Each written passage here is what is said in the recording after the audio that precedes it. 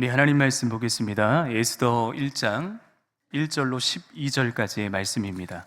에스더 1장 1절로 12절까지의 말씀을 우리 다 함께 한 목소리로 합독하겠습니다. 이 일은 아하수에로 왕 때에 있었던 일이니 아하수에로는 인도로부터 구스까지 127지방을 다스리는 왕이라. 당시에 아하수에로 왕이 수산궁에서 즉위하고 왕이 있은 지 제3년에 그의 모든 지방관과 신하들을 위하여 잔치를 베푸니 바사와 메대의 장수와 각 지방의 귀족과 지방관들이 다 왕 앞에 있는지라. 왕이 여러 날 곧 180일 동안에 그의 영화로운 나라의 부함과 위엄의 혁혁함을 나타내니라. 이날이 지남에 왕이 또 도성 수산에 있는 귀천간의 백성을 위하여 왕궁 후원들에서 7일 동안 잔치를 베풀세 백색, 녹색, 청색 휘장을 자색 가는 배줄로 대리석 기둥 은고리에 메고 금과 은으로 만든 걸상을 화반석, 백석, 운모석, 흑석을 깐 땅에 진설하고 금잔으로 마시게 하니 잔의 모양이 각기 다르고 왕이 풍부하였으므로 어주가 한이 없으며 마시는 것도 법도가 있어 사람으로 억지로 하지 않게 하니 이는 왕이 모든 국내 관리에게 명령하여 각 사람이 마음대로 하게 함이더라. 왕의 와스디도 아하수에로 왕궁에서 여인들을 위하여 잔치를 베푸니라. 제7일에 왕이 주홍이 일어나서 어전넷이 무만과 비스다와 하르보나와 빅다와 아박다와 세달과 가르가스 7사람을 명령하여 왕의 와스디를 청하여 왕후의 관을 정제하고 왕 앞으로 나아오게 하여 그의 아리따움을 뭇백성과 지방관들에게 보이게 하라 하니 이는 왕후의 용모가 보기에 좋음이라. 그러나 왕후 와스디는 내시가 전하는 왕명을 따르기를 싫어하니 왕이 진노하여 마음속이 불붙는 듯 하더라. 아멘. 할렐루야. 복된 예배의 자리에 오신 우리 성도님들 환영하고 축복합니다. 오늘부터 이제 12주 동안 이 에스더 강해를 좀 하려고 합니다. 이 에스더 강해는 이 전체 주제를 보이지 않는 하나님의 섭리라는 주제로 12번에 걸쳐서 이 은혜를 나누려고 합니다. 여러분, 이 에스더서는 이제 에스더서의 이 주인공은 이제 에스더인데, 여러분들이 이 에스더서를 읽을 때, 그리고 에스더서를 떠오를 때 누가 가장 먼저 이렇게 떠오르십니까? 너무 쉬운 질문이라 대답하기도 그렇고 대답하지 않기도 그렇고, 당연히 여러분 에스더가 제일 먼저 떠오르죠. 에스더라는 한 여인이 위대한 결단을 통해 한 국가, 한 나라가 이 건짐을 받았습니다. 그런데 여러분, 가만히 이 에스더서를 1장부터 10장까지 말씀을 이렇게 살펴보면 에스더서의 진짜 주인공은 에스더 한 사람이 아니라 4명의 사람이라는 것을 우리가 깨닫게 됩니다. 사진을 하나 좀 보여주시죠. 이 4명의 주인공들은 누구냐면요, 첫 번째로는 이 아하수에로 왕입니다. 오늘 이 본문 1장 시작부터 아하수에로 왕이 어떠한 사람인지 나타내주고 있습니다. 여러분, 이 왕은 절대 권력, 그리고 자기가 이 세상 구조 중심에 서 있는 한 사람입니다. 자신의 이 한 번의 선택이 제국 전체의 운명을 쥐어줄 만큼 굉장한 권력을 갖고 있었던 한 사람, 이 아하수에로 왕이고요. 두 번째 인물은 누구냐 하면 이 모르드게라고 하는 인물입니다. 이 모르드게는 이 에스더 왕의 삼촌인데요, 이 모르드게의 이 삶, 그리고 이름 없는 유다인의 한 사람으로 시작해서 그의 마지막 이 에스더 10장에 가면 모르드게의 이름이 굉장히 높아지는 것을 볼 수 있습니다. 유다 민족들이 모르드게를 칭송하고 그를 높여주는, 어떻게 보면 이 아하수에로 왕 다음 자리에 가는 위대한 사람으로 세워짐을 받습니다. 그래서 이 에스더서의 가장 중심적 인물이 바로 이 모르드게입니다. 그리고 세 번째로는 우리 이 에스더죠. 에스더의 위대한 결단, 즉 죽으면 죽으리이다 라고 하는 이 결단을 통해서 결국 한 민족이 살아났습니다. 그리고 마지막으로 여러분, 이 그림에서도 보시면 아시겠지만 가장 험상궂게 별로 이게 달갑지 않게 생긴 한 사람의 인물이 등장합니다. 누굽니까? 하만입니다. 이 하만은 유다 민족을 멸절할 생각을 갖고 있었고, 어떤 이 한 민족에 대한 증오와 분노로 가득 차 있었던 그 한 사람입니다. 근데 결국 자기 꾀에, 자기 함정에 자기가 넘어가서 이 비극적 최후를 맞는 한 사람이 바로 이 하만이라고 하는 사람입니다. 여러분, 이 에스더서는요, 이 네 사람을 중심으로 이야기가 전개가 됩니다. 즉 아하수에로 왕의 이 권력, 그리고 모르드게의 신실함, 그리고 에스더의 어떤 결단력, 그리고 하만의 증오와 분노를 통해 이 하나님의 이야기가 전개되어 있는 책이 바로 이 에스더서입니다.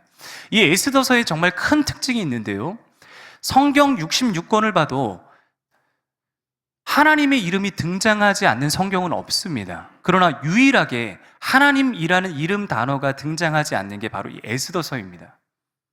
눈에 보면, 우리의 눈으로 볼 때는 에스더서는 하나님이 정말 일하심이 느껴지지 않아요. 그러나 보십시오, 표면적인 부재가 있지만 결국 그 하나님이 어떤 형태로 나타나냐, 보이지 않는 이 역사 속에서 이 인생의 역사를 주도해 가시는 하나님의 섭리가 에스더서에 그대로 투영되고 있습니다.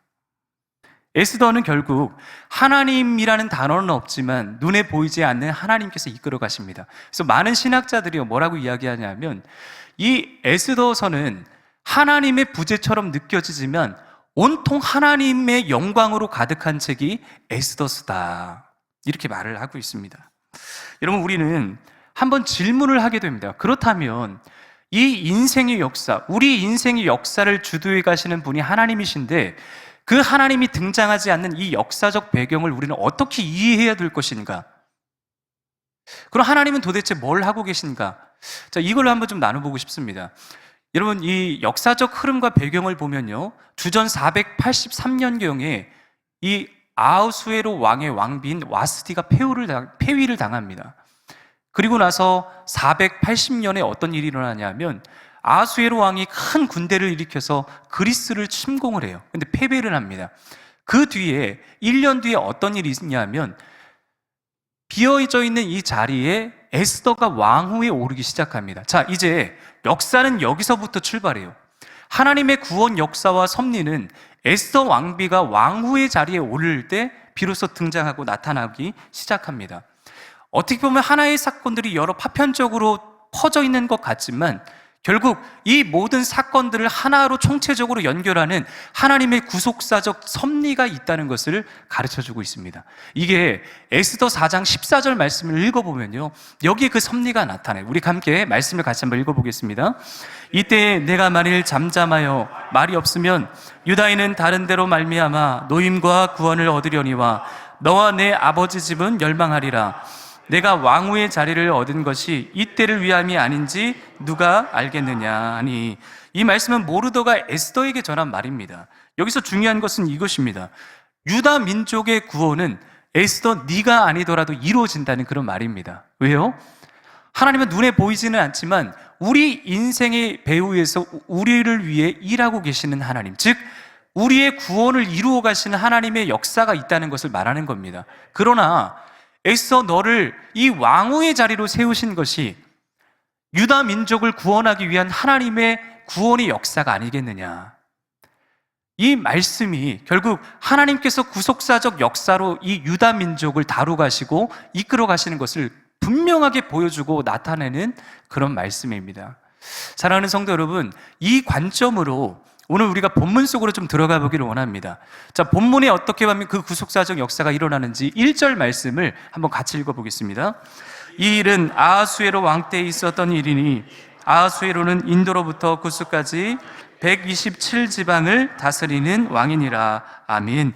에스더는 이 왕에 대한 소개로 시작해요. 이 아하수에로 왕이라고 하는 한 주인공이 등장합니다. 이 주인공이 여러분 파란색 글씨로 좀 쓰여져 있는데, 인도로부터 구스까지 127지방을 다스리는 왕이니라.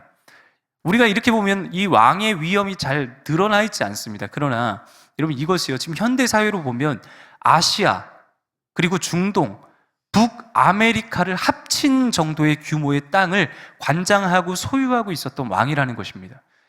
그러니까 한 사람이 가진 이 권력과 위엄이 굉장히 높은 것을 이야기하는 거예요. 자, 4절 말씀에도 그렇게 이야기하는데, 이 4절 말씀은 이 아하수에로 왕의 잔치가 벌어집니다. 함께 같이 읽겠습니다. 왕이 여러 날 곧 180일 동안에 그의 영화로운 나라의 부함과 위엄의 혁혁함을 나타내느니라. 아멘. 이 잔치를 보세요. 이 잔치는요, 하나님을 기쁘시게 하는 그런 잔치가 아닙니다.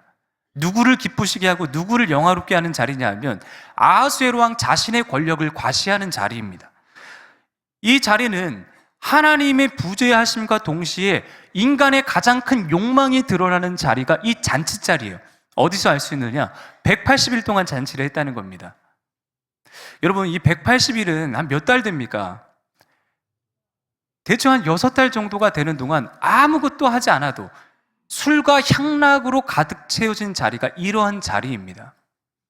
그런데 이 자리는 하나님을 위한 자리가 아니라 아하수에로 왕 자신의 권력과 위엄을 그대로 사람들에게 드러내는 과시의 자리였다는 것입니다. 여러분, 말세가 되면 사람들은 이러한 행태, 이러한 모습이 나타난다고 성경에 기록되어 있습니다. 디모데후서 3장 1절과 2절 말씀을 한번 같이 보겠습니다. 너는 이것을 알라. 말세에 고통하는 때가 이르러 사람들이 자기를 사랑하며 돈을 사랑하며 자랑하며 교만하며 비방하며 부모를 거역하며 감사하지 아니하며 거룩하지 아니하며. 자, 보세요. 말세가 되면 사람들이 누구를 사랑하냐 하면 자기를 사랑합니다.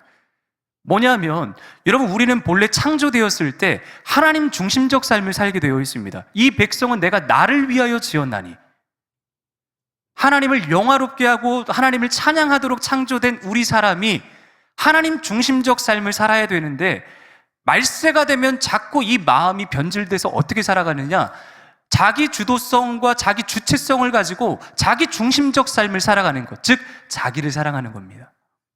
하나님을 사랑해야 될 인간이 나 자신을 너무나도 사랑해서 다른 게 보이지, 하나님이 보이지 않는 삶의 모습이 나타나요. 누구냐? 바로 아하수에로 왕입니다. 자, 그 다음에 뭐를 사랑합니까? 돈을 사랑한다 그래요. 마태복음 6장 24절에 가면 하나님과 재물을 겸하여 섬길 수 없다 그럽니다.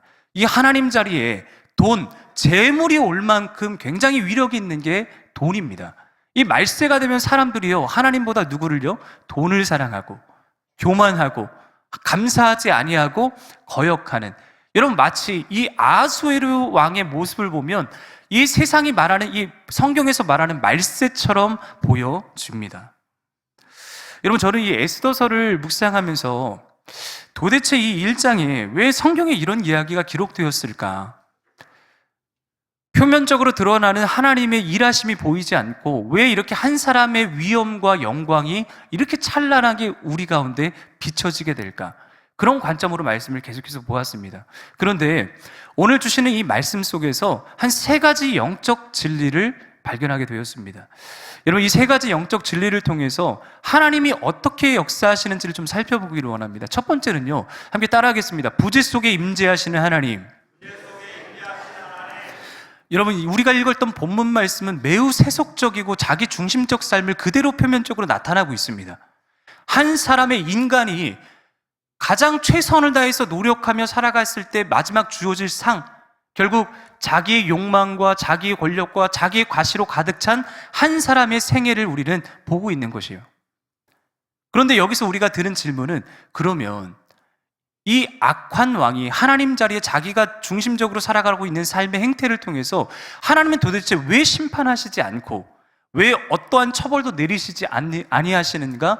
물음표가 찍혀집니다. 그럼 도대체 하나님은 뭐 하고 계실까? 여러분, 사진을 좀 하나 보여주시죠. 이거는 이제 빙하의 사진인데요, 우리가 빙하를 보면 많게는 한 20%, 적게는 10%, 이 보여지는 부분이 저 정도 됩니다. 그러나 빙하의 대부분 80%, 70%는 보이지 않는 영역이 훨씬 더 많다는 거예요. 자, 보세요. 여기서도 눈에 보이는 이 빙하보다 눈에 보이지 않는 빙하가 훨씬 더 많이 드러나 보입니다. 마찬가지입니다. 인간은 겉으로 드러나는 것처럼 보이지만 하나님은 우리의 배후 속에서 언제나 우리 가운데 일하시고 함께 하시는 하나님이에요. 우리는 눈에 보이는 세계에 살고 있지만 하나님은 눈에 보이지 않게 우리의 역사의 뒤에서, 우리 인생의 배후에서 지금도 일하고 계시는 하나님입니다. 그런데 많은 사람들이요, 하나님의 임재와 부재를 나누는 기준이 있습니다. 대부분의 이 보편적으로 하나님의 임재와 부재를 어떻게 나누느냐, 우리 인생 속에 형통한 날이 있고 내가 기도해도 응답이 즉각적으로 응답이 되고 잘 되고 형통한 날이 있을 때는, 아, 하나님이 임재해 계신다, 하나님이 살아계시는 분이시구나, 이렇게 고백을 하게 돼요. 그런데 반대로 하나님의 부재를 고백하게 될 때는 언제냐 하면 내 인생 속에 고난이 찾아올 때, 그리고 곤고와 낙심된 일이 계속 쌓여지게 될 때 우리의 입에서는 하나님의 부재를 이야기합니다. 사랑하는 성도 여러분, 정말 그렇습니까? 하나님의 임재와 부재를, 내 인생 속에 일어난 인생의 좋음과 나쁨을 기준으로 우리가 하나님의 임재와 부재를 나눌 수 있습니까? 우리 성도님들이 그렇게 생각하십니까? 결코 그렇지 않다는 거예요. 우리 전도서 말씀을 함께 같이 읽어보겠습니다. 전도서 7장 14절 말씀 같이 읽습니다. 형통한 날에는 기뻐하고 곤고한 날에는 되돌아보아라. 이 두 가지를 하나님이 병행하게 하사 사람이 그의 장래일을 능히 헤아려 알지 못하게 하셨느니라. 아멘. 여러분, 사람은 한 치 앞도 알지 못하는 게 우리의 인생입니다. 우리 인생 속에 하나님은 두 가지를 병행하게 하신다는데요, 첫 번째는 무엇입니까? 우리 인생 속에 형통한 날을 주신다는 거예요. 그래서 형통함이 우리 인생에 찾아올 때 기뻐하라는 것입니다. 기뻐하라는 것은 하나님 앞에 감사하고 기뻐하라, 이 말씀입니다. 그리고 반대로 우리 인생 속에 고난과 곤고와 낙심이 찾아올 때가 있다는 것입니다. 자, 그때 무엇을 하라? 되돌아보아라, 그렇게 이야기를 하시는 거예요. 자, 되돌아보라는 말은요, 이것인데, 이런 버티칼 처치라는 책이 있습니다. 그 책은 위로 수직적 에너지가 하나님을 향해 있을 때 이 수평적 에너지, 즉 우리가 인생을 살아가는 동안 사람과 사람 사이의 관계, 행하는 모든 일들이 자동적으로 은혜 가운데 풀려진다는 그런 내용을 담고 있는 책입니다. 여기 말하는 곤고한 날에 되돌아보아라는 의미는 1차적으로 하나님과의 관계 속에 막힘이 있는지 없는지 그걸 살펴보라는 거예요. 때로는 이 관계 속에서 하나님이 주시는 어려움이 있을 수 있다는 것입니다. 그리고요, 하나님이 이 고난을 주실 때는, 어려움을 주실 때는 때로는 훈련입니다. 성경을 이렇게 가만히 보면 인생의 위대한 선배들, 즉 이 요셉이라는 사람, 그리고 다니엘이라고 하는 사람, 다윗이라고 하는 사람은 인생에 필연적으로 겪을 수밖에 없었던 광야가 있었습니다. 하나님께서 의도적으로 하나님의 사람들을 훈련시키고 세워갈 때 이 광야라고 하는 한복판으로 몰아가세요. 하나님이 부재하신 것 같고 내 인생에 어떠한 역사도 일어날 것 같지 않은 인생의 외롭고 고독한 광야를 의도적으로 우리에게 주실 때가 있다는 것입니다. 그러나 하나님께서 이 두 가지 일을 주신다는 것은 결국 우리 인생 속에서 하나님의 일하심을 드러내기 위해서 주신다는 거예요. 때로는 형통을 주시기도 하시지만 때로는 곤고의 시간을 주시기도 하신답니다. 우리 성경 구절 한 구절만 더 보겠습니다. 우리 이사야 45장 7절이면 함께 읽겠습니다. 나는 빛도 짓고 어둠도 창조하며 나는 평안도 짓고 환난도 창조하나니 나는 여호와라. 이 모든 일들을 행하는 자니라 하였노라. 아멘. 우리의 삶에 환난과 기쁨이 동시에 온다는 겁니다. 있다는 거예요. 때로는 빛이 있을 수도 있고 때로는 어둠이 있을 수도 있다는 것입니다. 사랑하는 성도 여러분, 하나님은 눈에 보이시지 않지만 결국 우리 인생을 주도해 가시는 하나님이십니다. 우리 눈에는 보이지 않지만, 하나님의 일하심이 드러나지 않지만 우리의 기준대로 내 인생에 찾아오는 인생의 행복과 인생의 불행을 통해 하나님의 임재와 부재를 나눌 수 없다는 것입니다. 성경에 보면 마태복음 28장 이 지상 명령을 보면 제자들에게 뭐라 말씀하시느냐? 하늘과 땅의 권세를 너희에게 주노니 너희가 갔을 때 아버지와 아들과 성령의 이름으로 세례를 베풀고 이 모든 것을 가르쳐 지키게 하라. 보라, 내가 세상 끝날까지 너희와 항상 함께 있으리라. 사랑하는 성도 여러분, 하나님은 떠나지 않으십니다. 한번 우리 가운데 임하신 하나님은 우리와 임마누엘 하시는 하나님이십니다. 결코 단 한 번도 우리를 떠나시거나 버리시거나 우리와 멀리 하시는 하나님이 아니라 우리 인생 배후 위에서 보이지 않지만 지금도 저와 여러분들을 위해 일하시는 하나님이신 줄 믿으시기를 축복합니다. 두 번째로 나누고 싶은 것은 이것입니다. 무대 뒤에서 일하고 계시는 하나님. 함께 따라하겠습니다. 무대 뒤에서 일하고 계시는 하나님. 여러분, 참 재미있는데요, 이 에스더 1장의 말씀을 한번 이 세트장, 이 무대장으로 한번 생각을 해보시면 지금 이 무대는 수산궁이라는 무대가 잘 이렇게 세팅이 됐습니다. 거기에 한 사람의 권력자가 등장하고 신하들이 등장하고, 그리고 이 잔치는 자기 과시를 위한 잔치로 180일 동안 진행되는 자리예요. 그런데 한번 보십시오. 한 사람이 빠졌습니다. 진짜 주인공, 이 역사를 이끌어 가시는 진짜 주인공인 누가 빠졌습니까? 하나님이 빠지신 거예요. 하나님의 부재처럼 보여집니다. 왜 하나님이 이 역사의 주인공이시고 이끌어 가시는 하나님이 왜 빠지셨냐? 하나님은 우리 인생의 감독자가 되시고 연출자가 되시기 때문입니다. 주인공은 바로 창조된 존재인 우리들이 이 역사라는 무대 위에 주인공으로 서 있는 것입니다. 그래서 이 주인공들이 일어나는 일 모든 과정을 하나님께서는 시나리오를 가지고 다 보고 계시는 거예요. 그리고 그 시나리오 속에 하나님 자신의 뜻과 방식을 계시하시고 나타내시면서 한 편의 영화와 드라마를 아름답게 이끌어 가시는 분이 하나님입니다. 여러분, 이 하나님은요, 절대 무대 위에 등장하지 않습니다. 영화 감독이 영화에 등장하는 것 보셨습니까? 절대 등장하지 않습니다. 그리고 이 영화 한 편의 드라마가 잘 구성되고 이끌어 갈 수 있도록 그 감독이 그것을 다 책임지고 뒤에서 돌아보는 거예요. 결국 하나님은 우리 인생이라는 무대 뒤에서 지금도 저와 여러분들 한 사람 한 사람을 그렇게 바라보고 계시다는 겁니다. 여러분, 잠언 16장 1절 말씀을 한번 읽겠습니다. 마음의 경영은 사람에게 있어도 말의 응답은 여호와께로부터 나오느니라. 아멘. 여러분, 우리가 계획할 수 있습니다. 때로는 우리가 어떤 계획과 어떤 걸 가지고 추진력 있게 우리 삶을 주도적으로 살아갈 수 있습니다. 그러나 결국 오늘 말씀에도 보면 응답은 누구에게 있다고 이야기합니까? 하나님께 있는 겁니다. 내 생각, 내 방법, 내 의지대로 살아가는 것 같지만 결국 그 중심에 행하시는 분이 누구십니까? 하나님입니다. 여러분, 성경 말씀에 그런 말씀이 있죠. 이 제비는 사람이 뽑지만 그 일을 작정하시는 분은 하나님이시다. 여러분, 이 제비 뽑는다는 것은 무엇입니까? 때로 우리가 이 심심풀이로 또 재미있게 이 제비 뽑기를 좀 하는데요, 결국 제비는 사람이 뽑지만 그 일을 이루어 가시는 분은 하나님. 우리 잠언 말씀을 한 번 더 읽겠습니다. 16장 33절. 제비는 사람이 뽑으나 모든 일을 작정하기는 여호와께 있느니라. 아멘. 여러분, 이 제비 뽑기와 하나님의 섭리가 굉장히 이렇게 닮아 있습니다. 뭐냐? 우연처럼 여러분, 제비 뽑기 할 때 우리는 우연처럼 뽑아진 것 같잖아요. 이게 마치 우연처럼 일어난 일 같고 이게 운이라고 생각하지만 그 제비를 뽑을 때 그 일을 작정하시는 하나님, 무대 뒤에서는요, 이 일을 작정하시는 하나님이 계시다는 것입니다. 여러분, 한번 보세요. 이 재미있게도 이 에스더라는 책은 별명이 하나 있는데 그 별명이 뭐냐? 제비복음입니다. 제비복음.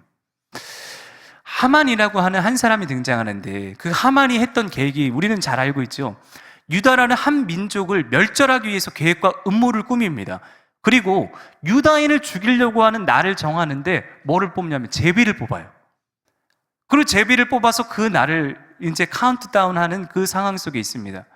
이제 유다인을 내가 죽일 거고 멸절할 거다. 그런데 제비는 하만이 뽑았지만 응답은 누구에게 있냐면 하나님께 있어요. 누가 죽었습니까?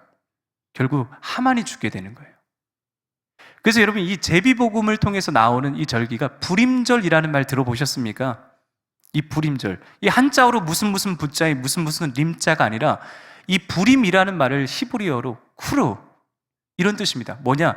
제비 뽑는 날에라는 뜻을 사용합니다. 결국 제비 뽑던 날에 사람이 계획을 하고 작정을 하고 그걸 뽑지만 그 일을 이루어 가시는 분이 누구냐면 하나님이라고 하는 것입니다. 결국 인간이 자기 주체성을 가지고 주도적 삶을 사는 것 같지만 결국 그 인생을 이끌어 가시고 완성하시는 분은 누구십니까? 하나님이십니다. 눈에 보이지는 않지만 보이지 않는 하나님이 지금 무대 뒤에서 저와 여러분들을 위해 일하고 계신다는 겁니다. 여러분, 오늘 이 에스더 1장 말씀과 굉장히 마치 흡사한 말씀이 시편 22편 1절과 4절에 있습니다. 우리 이 말씀을 한번 같이 읽겠습니다. 어찌하여 이방 나라들이 분노하며 민족들이 헛된 일을 꾸미는가? 세상의 군왕들이 나서며 관원들이 서로 꾀하여 여호와와 그의 기름 부음 받은 자를 대적하며 우리가 그들의 맨 것을 끊고 그의 결박을 벗어버리자 하는도다. 하늘에 계신 이가 웃으시며 주께서 그들을 비웃으시리로다. 아멘. 여러분, 마치 이 에스더 1장에 잔치를 벌이고 자기들끼리 서로 힘을 규합하고 계획을 세우고, 우리가 이 세상을 움직일 수 있다고 하는 이 세상의 군왕들과 사람들이 모여있는 장면과 마치 시편 2편과 대조되는 말씀입니다. 모든 일들이 사람의 계획처럼 진행되는 것 같지만 여러분, 이거를 다 지켜보는 한 분이 계십니다. 누구십니까? 하나님입니다. 아까 파란색 글씨로 써져 있는 이 말씀, 시편 2편 4절 말씀 한 번 더 보십시오. 하늘에 계신 이가 웃으심이요 주께서 그들을 비웃으시리로다. 아멘. 여러분 보십시오. 이 웃음은 조롱의 웃음이 아닙니다. 야, 니들끼리 잘해봐라 뭐 이런 웃음이 아니라 주권자의 여유로움입니다. 왜요? 하나님은 다 알고 계시기 때문입니다. 이 역사의 흐름을 주도해 가신 하나님이 이 인생의 경영을 이끌어 가시고 주도하시기 때문에 그 일어나는 모든 일들을 다 누가요? 하나님이 알고 계시는 하나님의 여유로움이에요. 조롱이 절대 아닙니다. 사랑하는 성도 여러분, 우리 인생도 이와 같지 않습니까? 하나님이 보이지 않는 것 같고 아무 일도 일어나지 않는 것 같을 때가 있습니다. 그리고 세상이 자기 방식대로 돌아가는 것 같아 보입니다. 그러나 성경은 분명히 말합니다. 하나님은 침묵하시는 게 아니라 역사 뒤에서 우리를 위해서 일하고 계시고 하나님의 때에 하나님의 방법으로 하나님은 구원의 역사를 나타내신다는 것입니다. 사랑하는 성도 여러분, 우리의 소망이 여기에 있는 줄 믿습니다. 지금도 무대 뒤에서 보이지 않는 곳에서 저와 여러분들을 위해 일하고 계시는 하나님이 우리 아버지 되십니다. 마지막으로 세 번째 함께 나누고 싶은 것은 인간의 절정의 순간을 하나님의 시작점으로 바꾸시는 하나님이 본문에 등장합니다. 여러분 보세요. 오늘 본문은 한 사람의 인생의 가장 절정기를 우리가 마주하고 있습니다. 한 인간이 얼마나 열심히 이 땅에서 노력하며 살아갈 때 그가 얻을 수 있는 최상의 가치, 그러니까 우리가 꿈꾸는 가치죠. 127지방을 다스리고, 그리고 이 180일 동안 잔치가 벌어지는 이 모든 환경은 한 사람의 위대함과 위엄을 그대로 나타나는 거예요. 4절에 보니까 왕의 위엄과 혁혁함을 나타내나니. 그런데 자기 절정과 자기 과시의 가장 정점은 뭐가 있는지 아십니까? 많은 사람들이 우리 인생의 역사를 우리 스스로가 주도해 간다고 생각하면서 자기 생각, 자기 뜻, 자기 관점으로 살아가는 최후 마지막 인생에 벌어지는 결말은 하나님이 비로소 그때 일하신다는 겁니다. 인생의 절정에 있을 때 내 힘과 내 능력과 내 방법으로 살아간다고 착각하는 살아가는 이 인생 속에 하나님이 침묵하고 계시는 것 같아요. 그리고 이 절정에 다다를 때 비로소 하나님 자신의 공의를 드러내십니다. 여러분, 성경에 보면 이 두 가지 사건을 우리가 볼 수 있는데, 첫 번째 사건은 선악을 알게 하는 나무의 열매를 먹을 때예요. 자 보세요. 하나님이 인류 최초 하나님께서 명령하시는 명령이 무엇이냐면 다 허락하셨는데 동산 중앙에 있는 나무의 열매를 먹지 말라 그랬습니다. 근데 뱀이 유혹했던 게 뭐죠? 너희가 이것을 먹는 날에는 눈이 밝아져서 누구와 같이 되리라? 하나님과 같이 되리라. 이 말을 다른 말로 하면 너희가 너의 인생의 주도적 인생, 주체성을 갖고 살아갈 수 있어. 하나님 중심적 삶이 아니라 네가 원하고 바라고자 하는 욕망대로 살 수 있어 라고 하는 뱀의 유혹입니다. 자, 이와 비슷한 사건이 창세기 11장 한 번 더 있습니다. 어떤 사건이냐면 바벨탑 사건입니다. 여러분, 바벨탑 사건은 인간이 이 땅에서의 흩어짐을 면하기 위해서 탑과 성읍을 건설하는 거예요. 자신의 욕망, 우리가 함께 모여서 흩어지지 않고 자신의 권력과 욕망, 자기과시를 추구하는 한 사람의 모습이 이 바벨탑으로 이어집니다. 그런데 여러분, 두 가지 사건 다 무엇입니까? 인생의 가장 절정에 있을 때 하나님의 공의가 그대로 드러나는 거예요. 첫 번째 사건은 어떤 역사가 일어납니까? 결국 인간이 이 뱀의 유혹에 넘어가자 하늘과 땅이 분리가 됩니다. 그리고 우리 인간은 이 땅에서 남자는 수고하고 땀을 흘리게 되고 여자는 해산의 수고를 낳게 돼요. 그리고 바벨탑의 목적인 자신의 이름을 걸고 흩어짐을 면하자 그랬는데 언어가 이제 혼잡해지기 시작했습니다. 하나님의 공의가 드러난 것입니다. 그렇다면 우리가 생각해 볼 수 있는 질문은 왜 하나님께서 이 인생의 절정을 그대로 두시는가입니다. 사랑하는 성도 여러분, 왜 우리가 자기 중심적 삶을 살아갈 때 하나님이 어떠한 것도 우리에게 행하시지 않습니까? 이유가 뭔지 아십니까? 그것은 참고 기다리시고 돌아올 때까지 기다리시고 인내하시는 하나님의 성품이 그대로 드러나는 것입니다. 하나님은 사랑의 하나님이셔서 우리 인생들이 깨닫고 돌아올 때까지 하나님은 참고 기다리고 인내하시는 겁니다. 마침내 돌아오면 집 나간 둘째 아들이 돌아왔을 때 아버지가 뛰어나가서 살진소를 잡고 손에 가락지 새신을 심겨주면서 잔치를 벌어주셨던 것처럼 하나님은 그때를 지금 기다리고 계시는 거예요. 그런데 돌아오지 않으면 이 인생의 절정의 순간에 하나님은 자신의 일을, 하나님 당신의 일을 이루어 가십니다. 공입니다. 하나님은 인간이 가장 높아졌을 때 분명하게 우리 인생들에게 네가 주인이 아니다, 이 인생의 주인은 바로 나 하나님 여호와니라, 그걸 너무 명확하게 보여주세요.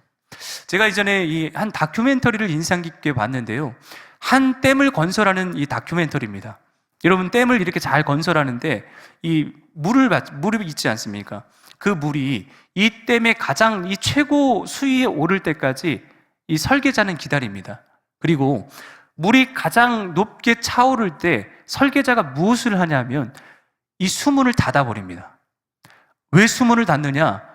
이 댐에 콘크리트가 균열을 가지 않기 위해서, 이 압력을 막기 위해서 수문을 닫아버린다는 거예요. 만약에 이 수문이 열려지면 댐에 균형이 가기 시작하고 결국 오래가지 못해서 댐이 무너진다는 것입니다.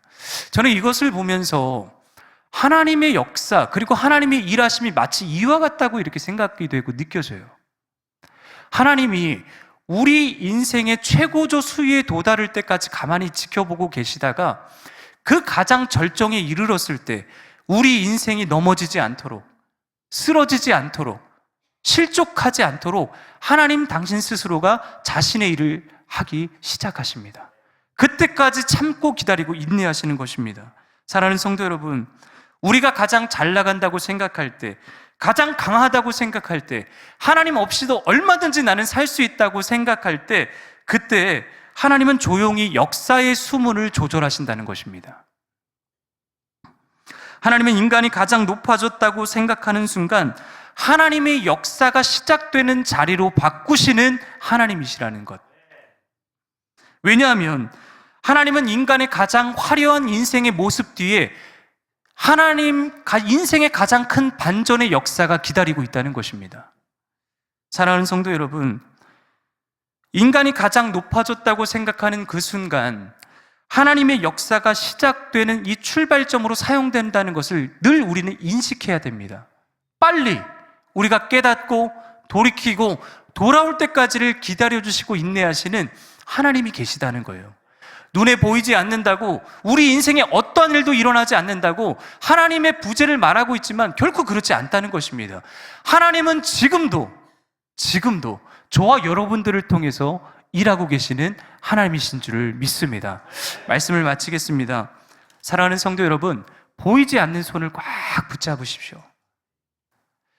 눈에 보이지 않지만 지금도 우리와 함께 하시는 그 하나님의 손길, 이 손길을 꽉 붙잡으십시오. 우리 인생에 일어나는 일에는 결코 우연이 없습니다.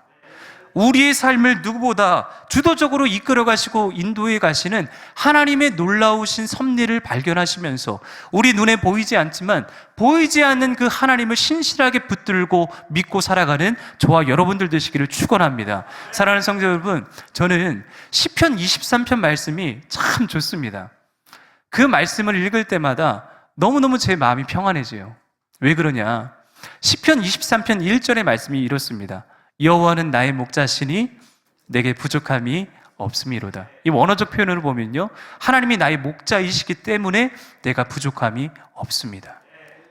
여러분, 그 하나님이 우리 인생의 주인이시기 때문에 눈에 보이지는 않지만 주인 되신 하나님께서 때를 따라 돕는 은혜를 주시고 푸른 풀밭과 실만한 물가로 인도하여 주시고 사망의 음침한 골짜기를 다닐지라도 해를 두려워하지 않게 하시는 우리의 인생을 주도적으로 이끌어 가시는 목자의 섭리가 있다는 것입니다. 사랑하는 성도 여러분, 이 하나님의 섭리를 기억하시면서 그 하나님 손 꼭 붙잡고 이 일주일 믿음으로 살아 승리하는 저와 여러분들의 복된 삶이 되시기를 주님의 이름으로 축원드립니다. 기도하겠습니다. 하나님, 보이지 않는 자리에서 역사하시는 주님의 섭리를 깨닫게 하시니 감사합니다. 우리 눈에는 인간의 계산만 가득해 보일 때가 많지만 그 모든 배후에서 여전히 일하고 계시는 분이 하나님이심을 믿습니다. 우리가 형통할 때 교만하지 않게 하여 주시고 우리가 곤고할 때는 낙심하지 않게 하여 주시옵소서. 보이는 현실로 하나님의 임재와 부재를 판단하지 않게 하여 주시고 지금도 우리를 위해 무대 뒤에서 보이지 않게 일하고 계시는 하나님을 신뢰하며 살아갈 수 있는 우리 초원의 모든 가족들이 되게 하여 주시옵소서. 예수님의 이름으로 기도하옵나이다. 아멘.